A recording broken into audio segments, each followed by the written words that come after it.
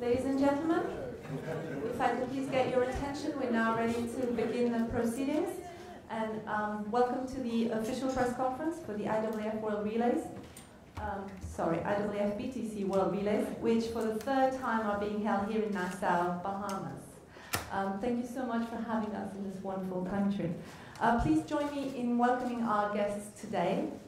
Representing the IAAF, Mr. Olivier Gers, the Chief Executive Officer, Mrs. Rosamunde Carey, the BAAA President and LOC CEO, and Mr. Keith Parker, President of the LOC. To start off the proceedings, can I please ask Mr. Olivier Gers to come and say a few words?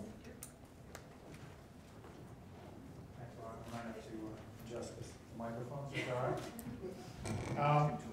Welcome everybody to the 2017 IAAF BTC World Relays. Welcome to everybody, all of you here in the room and all the folks who are watching us on YouTube and Facebook. We're delighted to have over 500 athletes from more than 30 countries competing in the 9 different events we'll have over the next couple of days, which will be a lot of fun. I think we're going to look forward to a lot of incredible, fierce and fun competition.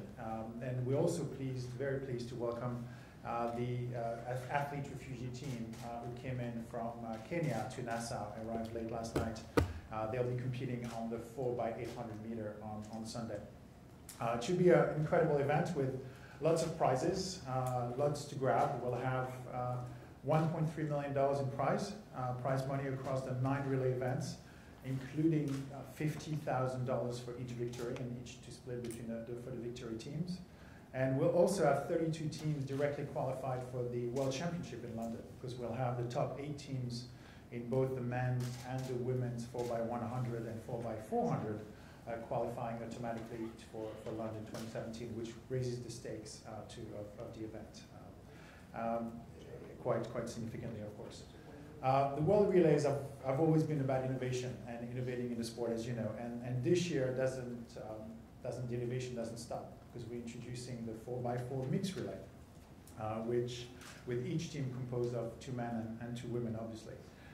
Should be a really fun race, really exciting race, something new for the fan to rally around and get excited about. And especially considering that the order of the race and the order of the runners will be decided by the team captain and will be made public at the time of the final declaration. So we should have some incredible competition on the track to witness this. For me, the relays is really a great way and a great different dimension to our sport, to the sport of athletics. It's really about taking high-performing athletes, extremely high-performing athletes, and who are used to performing individually and bringing them in a team environment. As the CEO of the IAAF, that's what I try to do every day, bringing people together around a team. But I think for the athletes, it's also a challenge, and for everybody in the sport, it's a challenge. For the athletes, it's about being part of a team as opposed to just competing for themselves. For the coaches, it's about how do you select a team, how do you create a team, how do you get that team spirit so that people get behind them and root for them. And for the fan, beyond the jeopardy, the usual jeopardy of will the baton make it or won't make it across the oval, there's also the added tactical and tribal story coming from the team experience. We've quite a rare opportunity to get behind these individuals and tell the human stories, tell all the stories. This dichotomy of teams and individuals is quite critical. We have life stories, we have advice stories, all these different perspectives from the fans, from the coaches, from the athletes. And this is where you come in. You come in this room, you members of the press, to help us tell the stories. We're putting together an incredible event, and we're hoping you'll be able to help us relay all these different elements and all these different angles to our storytelling. We'll make sure you have access to the teams, of course. We'll make sure you have access to our footage with our new host broadcaster, ITN, and all the different angles that they'll be providing. But we'll also have some technical innovation that we're trying to bring into the coverage of the event that hopefully will make the coverage and the images more exciting for all of you. We'll have this year on-body camera in the 4x800 worn by the athlete refugee team, which will be providing an incredible perspective. It will be a test. We don't really know how it's going to work. Hopefully, nobody will get seasick watching the motion, but we're gonna try to see what happens. We'll have also some drone footage that should be quite exciting and provide new perspective. So we're counting on you, members of the media, to help us tell all these stories and help us tell all the angles of what we want to cover here this week. And also know that we will be streaming, which adds another international dimension to this event. We'll be streaming the event to 120 countries around the world on Facebook and YouTube to give fans the ability to share those stories and share those moments with us, which will be quite exciting in terms of coverage.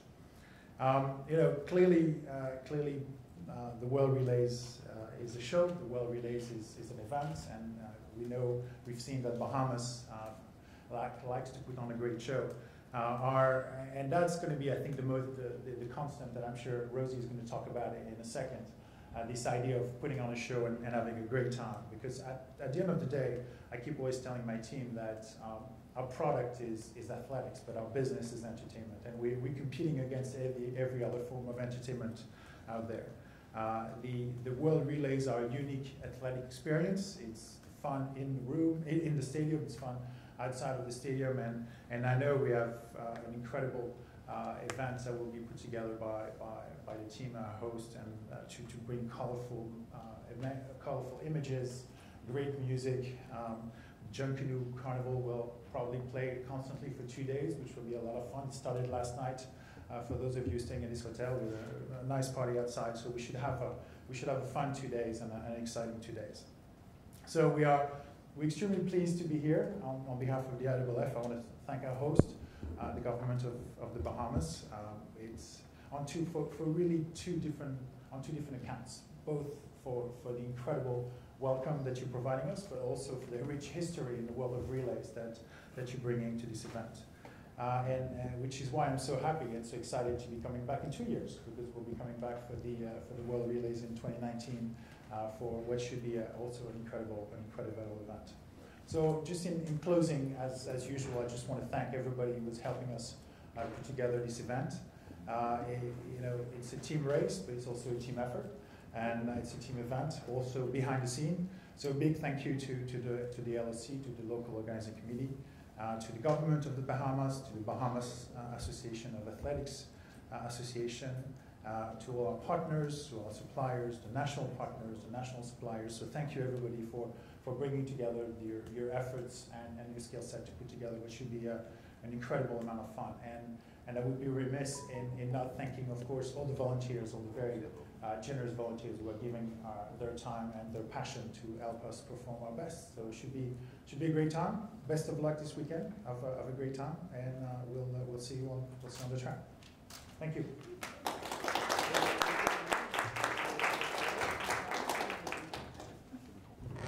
Thank you, Olivier. Can I please ask Mrs. Carey to come and say a few words on behalf of the LFC?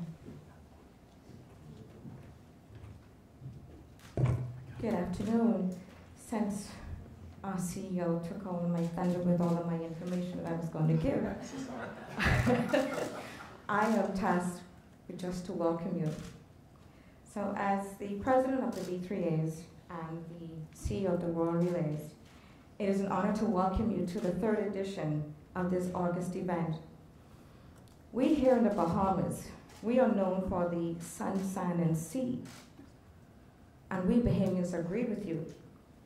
But however, we are more than that.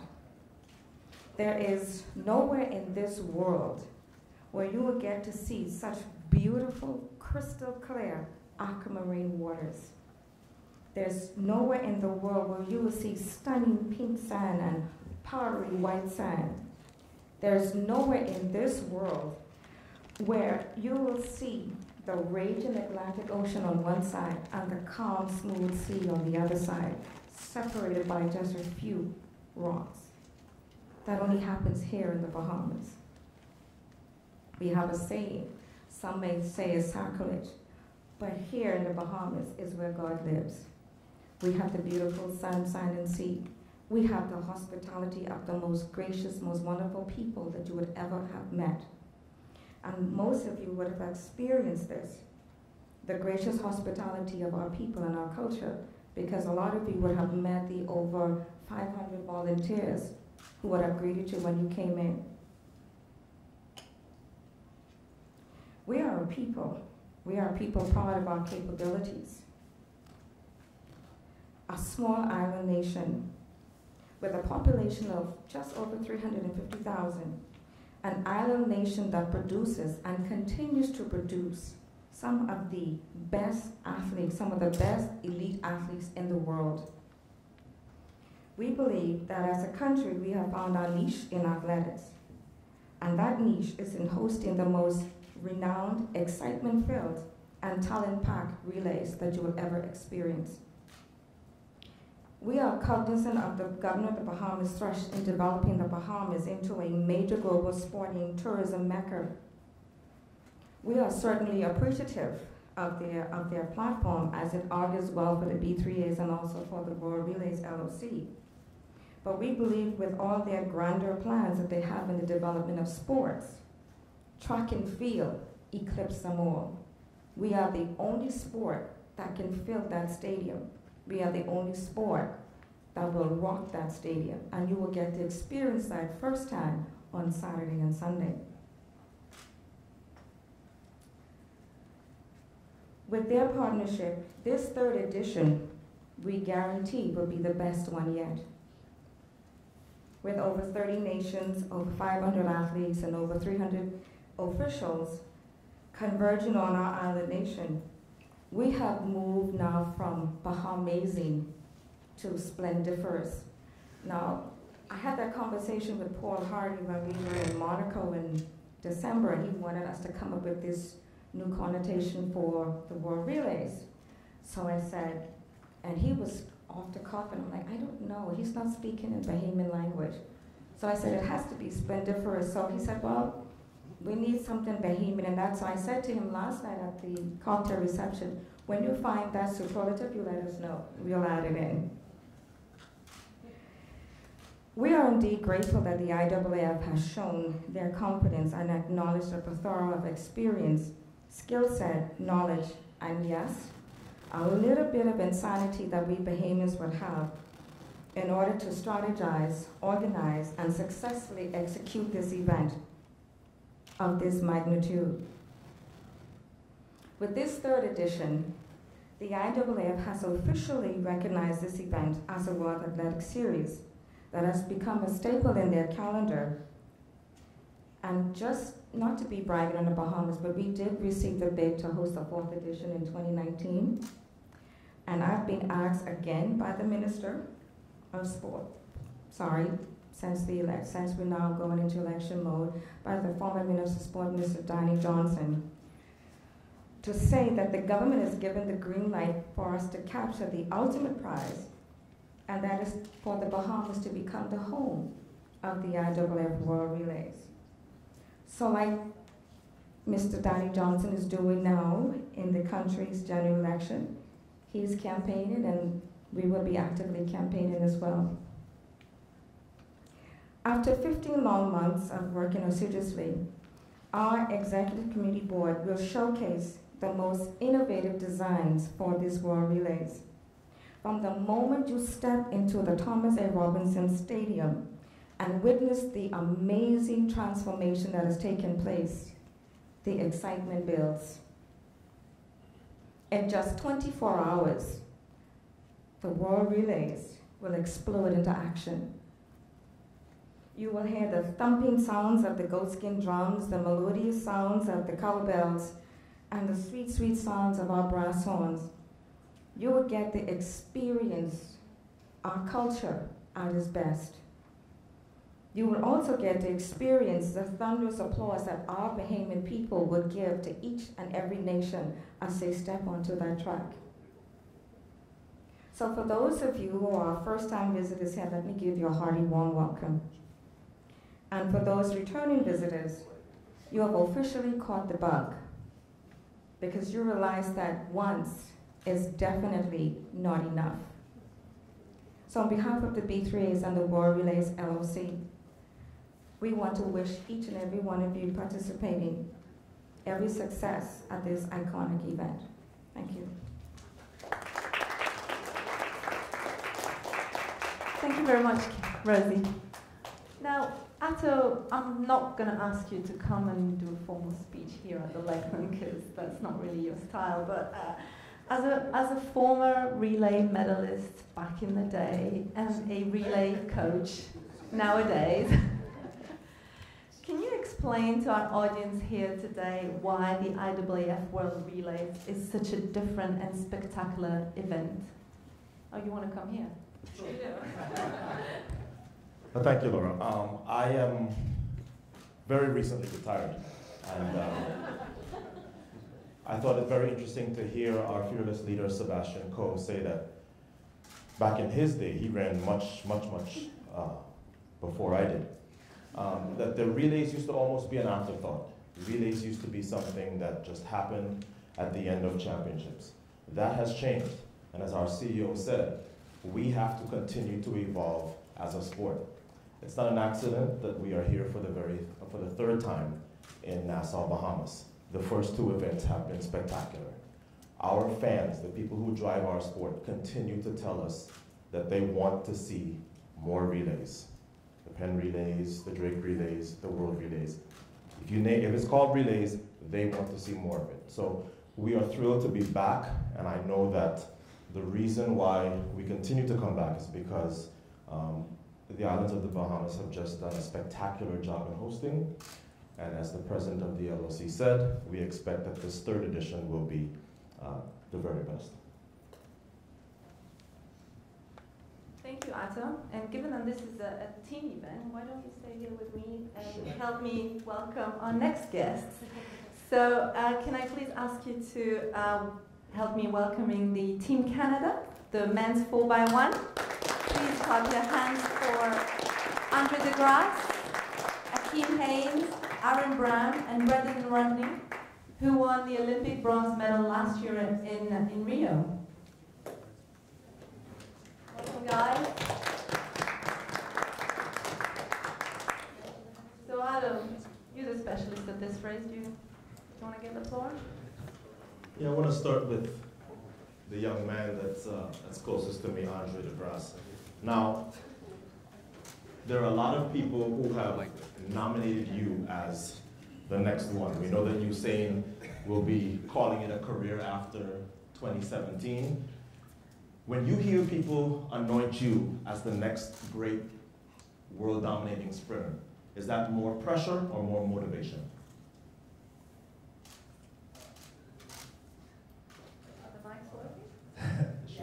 Yeah, I think it's both.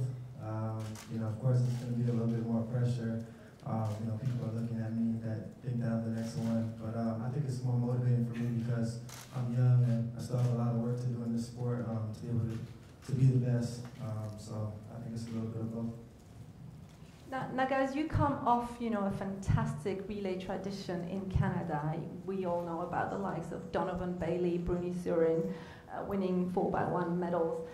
What was it like to follow in their footsteps last summer in Rio and bringing back home that relay bronze? And maybe Akeem, you want to answer the question?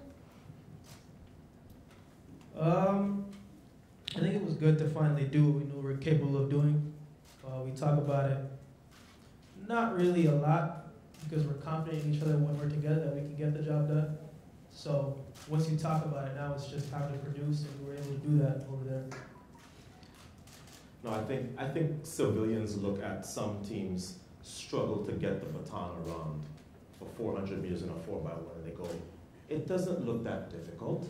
You run up to the next guy, you yell stick or reach or whatever your country says, and the stick gets passed and you get it around. What do civilians not understand about how difficult it is to get that baton around the track?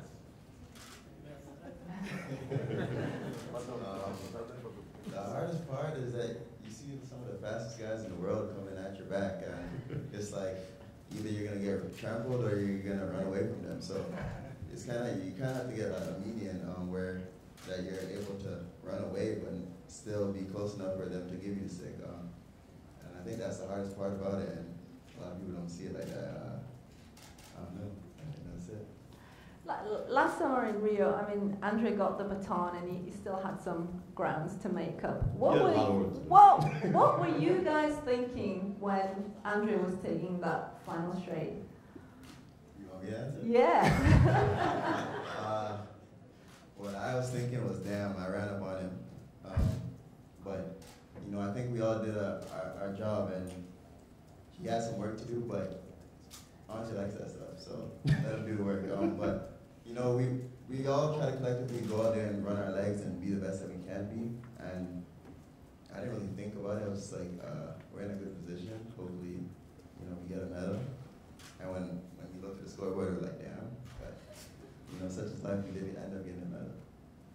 When we look at the Olympics last year in 2016, and we see a team like Japan, where almost nobody in this room, except for the Japanese media, almost nobody in this room can name their individual parts, and yet they were breathing down the neck of the world record holders, Jamaica.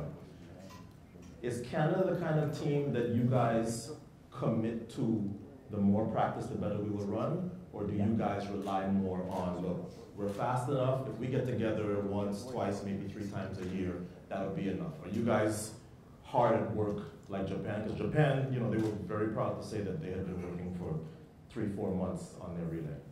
What sort of a team is Canada? I feel like we're a hybrid team, kind of a mix between the two. You know, we came up over the years, and initially we were more like Japan, where we would practice a lot and we get a lot of training camps, but as the individual talent has gotten faster, and you know, we've been doing things individually, we have to commit to that and make sure that we're giving enough time to practice for our own events. But we still want to make sure that we don't completely neglect to practice together, and we want to keep that cohesion and chemistry going. So I feel like we're a mix between the two teams.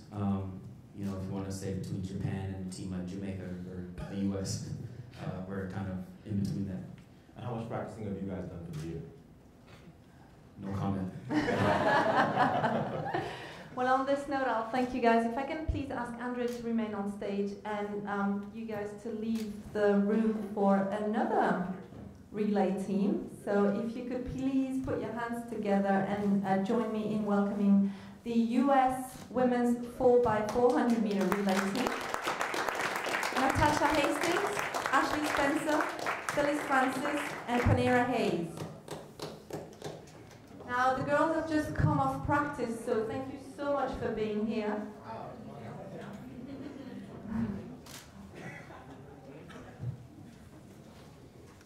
How was practice this morning? Long. Long? How's that sound? So, thank you for being here. I mean, the US have an incredible history, and the first 2 editions of the IAAF World Relays, you actually dominated the event and won the golden baton on both occasions. Is that something that you look forward to again this year? Just yes? Yeah? Maybe you should see a blue light. There it is. Yes. Yes. Yeah, we definitely came to defend our title and go after not only the gold in the 4x4, but the golden baton for the entire meet. Now we'll see at this edition of the World Relays, the introduction of the mixed relays. I want to know how excited you guys are about that, and can you maybe reveal to us a little bit of your strategy in those races? Before anyone says anything, we're not revealing anything. I think we all have a common goal, which is to be one of the best teams on the track. As far as our strategy to do so, no comment. But I will say this, we're all ready to run, we're ready to compete, and it's going to be a good run. Natasha, if I can just ask you a personal question. I mean, incredibly, you probably know that, but you've won relay medals at World Under 18, World Under 20, indoors, outdoors, Olympic Games. Are you the supreme queen of relay running? You know, once upon a time I would be ashamed of that, but now it's a pride. I am you proud have to be proud. Yes. to be the relay queen. Yes. I think my mom recently told me it's something like 17 medals and like 15 of them are gold. So well, actually now 16 since The upgrade, 2013. yeah. But yeah. You guys have immense pressure because when you put that USA on your chest, you guys are considered the world's #1 track team and everybody views you as such. As a result, your competition plans their entire year on, we have to take out the United States. When you put on that uniform and you're in the call room, tell me about what your mindset is and how you, what sort of an attitude you go out there with. For me, it would be just to represent my country the best way that I know how, because in training, I'm doing that regardless. Like, I'm working hard, even when I have an individual meet. So coming and representing my country just adds a lot more confidence to me and what I'm doing. So that's kind of what I'm thinking. Like, I have to go put on the show because they're always putting on the show, whether we're together or we're not. So, you know. And you previously said no comment about race tactics, no comment about training, no comment about practice. Can you comment about your relay poses? I mean, it's been a tradition here to have the poses coming in. Can you give us a little bit of a sneak peek, or is it still in the process of being decided? Or is that top secret too? The sneak peek is we haven't really discussed it. Oh. So what y'all will see is what we come up with probably tonight. Mm-hmm. I mean, you know, there's a contest online, you know, on social media, strike a relay pose. So you guys, you know, you've been mentioned quite a few times with your Charlie's Angels pose. So you're gonna have to come over. And see, the misconception is that just like came up. Okay. Like we just did that, and then it had legs of its own. So now it's like the pressure to reproduce. So we're gonna have to figure it out because we gotta retire that and come up with something better. Our CEO talked briefly about the fact that we are not just sports, but we have to entertain. On that subject, 20, 30 years ago, you'd be hard-pressed to find female professional track and field athletes competing in full regalia and full makeup. Natasha, I think you have been one of the pioneers in that realm. So I want to ask you about what made you decide that, okay, I know I'm going out there and yes, I am an athlete first, but it's okay to go out here looking like a model. Oh, thank you. You know, there's actually several things that go into that. First, this is my job, and I feel like whether I was working in corporate America or on the track, you would never show up to your job not looking the part. So I'm gonna be on TV, I'm entertainment, I'm gonna look cute. The other thing is, as much vanity as it is, it's actually something that is a part of my routine. You know, as you can imagine, before you go out to perform, you're nervous. And me putting my makeup on gives me something to do with my hands and kind of take my mind away from what I'm about to do. So there's a little bit of everything in there. It's not just pure vanity, but having fun, and we are entertainment. And there's a common misconception, if I can add. Sure. There's a common misconception that female athletes are feminine. And to break the stereotype, we want to look feminine. Like, I can rock a pair of heels just like I can rock spikes around 400 meters, especially going over hurdles. So Can you run with those heels as well? Absolutely. Absolutely. New event for 2019. Heels. Heels. There is an event in New York where they run. That's right. In That's right. heels. Well, let me ask just a technical question. I mean, Coach will probably hate me for asking, but what does it take to run a good lead off, a good second leg, a good third, and a good anchor? What are the qualities specific to each of the four legs? And which of In you, the 4x4. will be running those legs? Coach, you know the answer, of course, but maybe our audience doesn't. Yeah.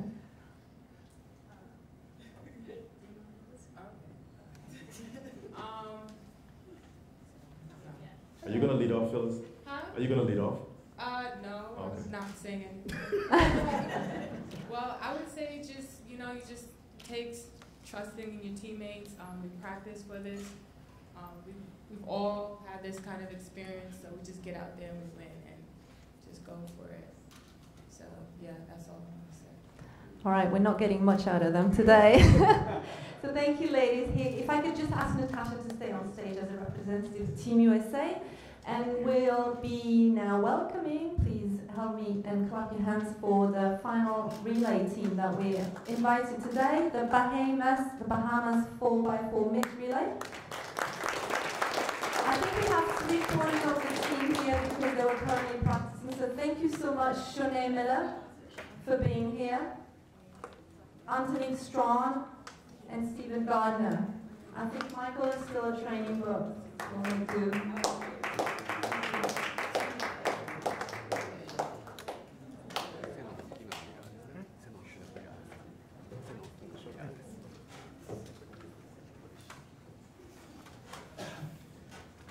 Well, I think we'll start with the reigning queen of the island. Shauna, you had a most memorable Olympic Games, including maybe the most memorable finish in the entire Olympic Games. Tell us a little bit about how your life has changed. Not just, I mean, obviously we know that you're married, congratulations. But how has your life changed now that you're Olympic champion and one of the most famous faces, certainly in this region of the world? Well, it hasn't really changed that much for me. At least I tried not to make it seem as though it did. But everything's just the same old for me. I'm still the same focused athlete that I've always been, and just moving along with that. Now, you guys, as we said before, are going to write a little piece of history in the IAAF relays by running the first ever mixed relay. How excited are you about this opportunity that you've been given? Well, we're excited about it. We're hoping that we can actually get a chance to compete in it if all goes well. But it's something that exciting and something that the Bahamian crowd would love to see. So, like I said, it's all just putting the team together and hoping that we can actually go there and compete. Mr. Gardner, I was at the beginning of my tour of the Caribbean of April. I was in Grenada and saw your world-leading 44-2. I want you to sort of talk about the race a little bit, and has that changed your expectations for your 2017 season? Yeah, my race was pretty good. Pretty good, world leading. Personal best, yeah, pretty good. Well, I went on there with expectations to run like I ran in practice and train like I did. So I just went out there to have fun and to put no pressure on myself and just go out there and do what I do best. Now, you're Trini, so you know all about the Caribbean flavor and stuff, but I'm nowhere near Caribbean, as you can tell. But Anthony, can you tell us a little bit more about the crowd support, the love that you get from the Bahamians? We've talked 2 days ago about what's special about the Bahamas. Can you share that with us today? Well, the crowd support is going to be really nice. They're always really attentive and really active. And in my opinion, we do have the livest crowd ever. But that's just me. Probably I might be a little biased, but... You talked about the crowd, but let's talk a little bit about the athletes. Very hard to find another country with a population just north of 350,000 that punches this far above its weight on the global stage. I was in Curacao last week and saw your little brother win a high jump. My first question is, do you have any other siblings who maybe want to sprint and can join my camp? That's the first one. And the second thing is, explain how such a small country continues to produce such great athletes. It really is a marvel. Well, to answer the first question, I do have my little sister who's also involved in Does she sprint? Is this her? Yeah. Stand up and see how tall you are. How old are you? 12. Wow. Let's talk. We're a small country. We always say we're a small country, but where we have so much heart with us, and we just carry the entire Bahamas in our back every time we step on the track. And so, each time we come out, we just try to motivate not only ourselves, but motivate the young athletes coming up as well, because we have so much talent here in the Bahamas, and we continue to stress that. And it's just the fact of getting the kids involved in it, and we're seeing that happen, and we're seeing so much more young athletes pop up, and it's an exciting thing to see that we have a tradition carrying on. And you guys fans travel better than anybody else. At the Caribbean Games, there was Junkanoo as though we were hosting. Of course, you guys are hosting the next edition of the Caribbean Games. Yes. Well, I think that's enough from us. And so if anyone in the audience has any questions from our athletes, we have a roving mic, so please raise your hand and indicate who you address your question to. Don't be shy. Elder brother and son, Dan. Mr. Dan O'Brien. Mr. Dan O'Brien. It's on. Okay, sorry. Andre, just a quick word from you. How difficult, or is it difficult at all, to put away your personal goals and expectations and just rally for the team? You know, really for a month. You know, you might do the world relays and maybe pin relays. Is that difficult for somebody who's trying to achieve, you know, what it is that a high level sprinter is trying to achieve? No, not at all. I mean, I'm probably going to just use this attitude of training as well. You know, instead of my coach giving me a hard workout, you know, I use these couple runs, 4 runs, and just use this as a training session. So, I mean, not at all. I mean, I love competing with these guys. They're enjoyable. I've known these guys since I started track and field, so it's always, you know, good to come together at a time like this. Thank you, Andrew. Do we have any more questions? Yes? Can you bring the mic forward, please? Thank you. Hi, good morning. I'm from the Broadcasting Corporation of the Bahamas. I have a question for Ms. Hastings. You spoke about the number of medals that you won on a team basis. What message would you give to an athlete who always focus on the individual race?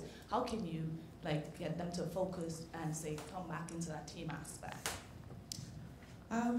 That's a tricky one, because while most of my success has come from the relays, and I'm grateful for that, I am still very focused on the individual.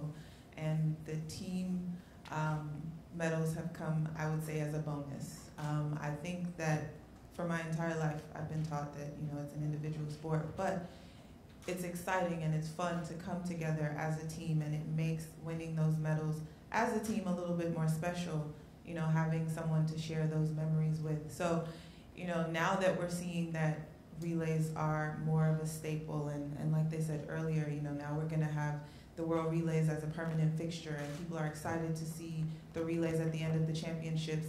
Now that they are a bigger part of the sport, I think it will be, you know, exciting to continue the tradition and, you know, have athletes work towards being a team player. But I think the focus will always be being an individual and then coming together after. Thank you, Natasha. Do we have any more questions? Yes? To Shanae?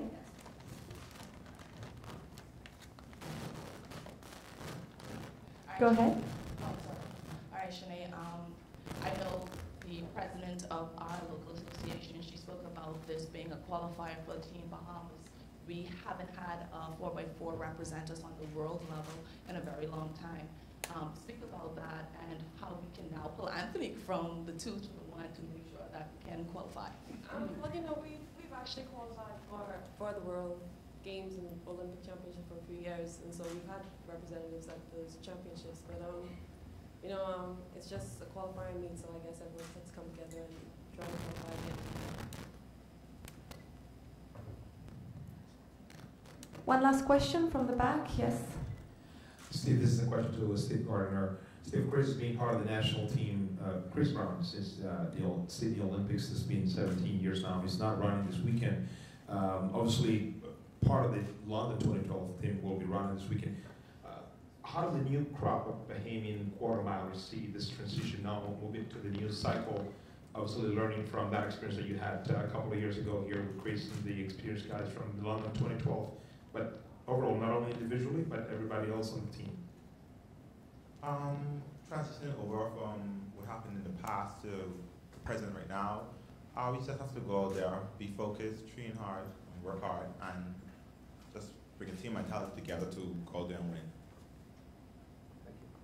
Thank you, Stephen. If we don't have any more questions, I think we can wrap up. Gentlemen, you have a quick question at the back? We'll take this one last question then. First, I want to congratulate our athletes, Steve and Shanae and Anthony. They've been tremendous in motivating the country. But I have a pointed question for the IAAF. And unlike Ms. Carey, we're campaigning. Is there a consensus within the IAAF for the Bahamas to be the home country? because we've been sort of dancing around that for the last 3 years. I thought I would get off. Listen, what's very clear as far as the IAAF is concerned is that the Bahamas is a victim of its own success. You've been producing incredible events, and lots of countries around the world now are coming to us saying, asking whether they can do this. So we started conversations with the Bahamas. As you know, we're coming back in 2 years. We'll take the interest of the Bahamas Federation and the Bahamas government to our council, and our council will have to decide how we move forward. But the great news, which is very rare in our sport, is that we're coming back in 2 years, which is already something to build upon, and we'll have a bit of time then to discuss plans for the future. Very diplomatic, but...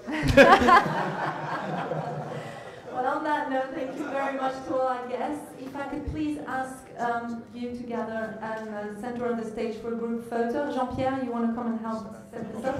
Thank you very much. Best of luck to all the teams competing tomorrow and the day after, and enjoy the show. Thank you very much.